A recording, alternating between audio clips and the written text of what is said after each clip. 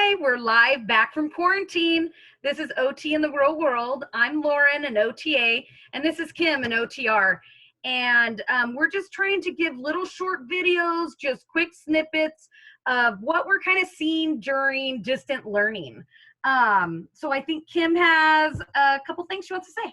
Yeah, so a lot of our kids have difficulty sustaining attention to tabletop work, and not to mention that it's usually not their favorite thing to do.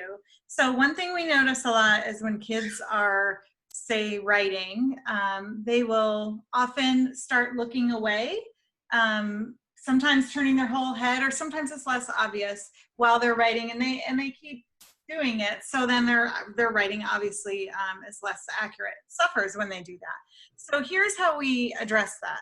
If, let's say that I'm writing, and then you notice at this point I'm looking away, most often I'll just gently put my hand on top of theirs and just kind of hold it in place. Now, a lot of times that's enough. They'll then look down again at the paper, and then I let go and they resume writing.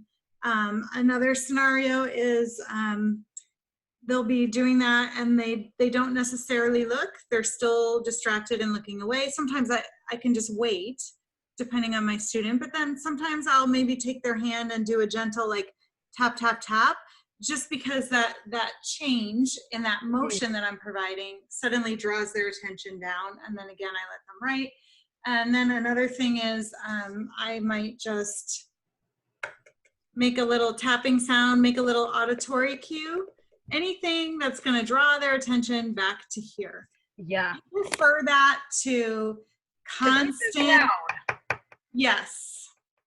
Good example. I prefer that to the constant eyes looking, look at your paper, look at what you're doing, because sometimes they just tune that out right away. Yeah. And then our words become less effective to them. So I generally, if I can, just try to do a cue like that. There are some students who I can simply say, eyes looking, and they understand what that means. But if your child hasn't learned that yet, I wouldn't waste your words with that. I would address it that way. And the same goes, by the way, if they're cutting.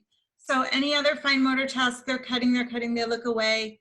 I go like this, I just kind of hold, and then I try to get their attention, and then we resume cutting. That way you're teaching them that this is the time to pay attention. I can't just get away with doing this. You know, you can allow them to do that on their own time when they're having a break and just coloring. But that's what I wanted to say about that. Did you have anything else to add, Miss Lauren?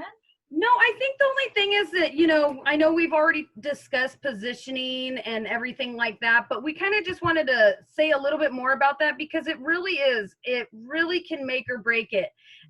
So we're thinking is that possibly if you could position yourself, if they're sitting, you know, in a corner or next to a wall or something like that, and you could position yourself where you're kind of keeping that your child in that area, in the work area. That's the most important thing is we want to keep them there for as long as we can and keep them, you know, just keep the work going, because when we're just moving along through it and they're not getting up, it takes it's way more effective when we you have a more effective session, you get more use out of your time. And then they'll learn that when they're done with their work, they get to go and play and do whatever. And I know we've put a few positional demands on you in terms of sit on the opposite side of their dominant hand, put them in a corner, put them against a wall, or you know, get in their way. So there's a lot of things. We're just you know, not everyone's going to be able to do all of those. We understand that. In fact,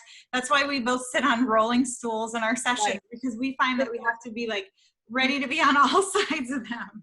So I know it's a lot, but you know, just look at your environment and see if there's one thing that you can do to make the environment more set up for success. Yep, so that's what we want, and that's the main goal here. Is we just want everyone to be as successful as they can. You know, no one's trying to force you to do anything or anything. These are just suggestions that we have, and we hope that they help you guys.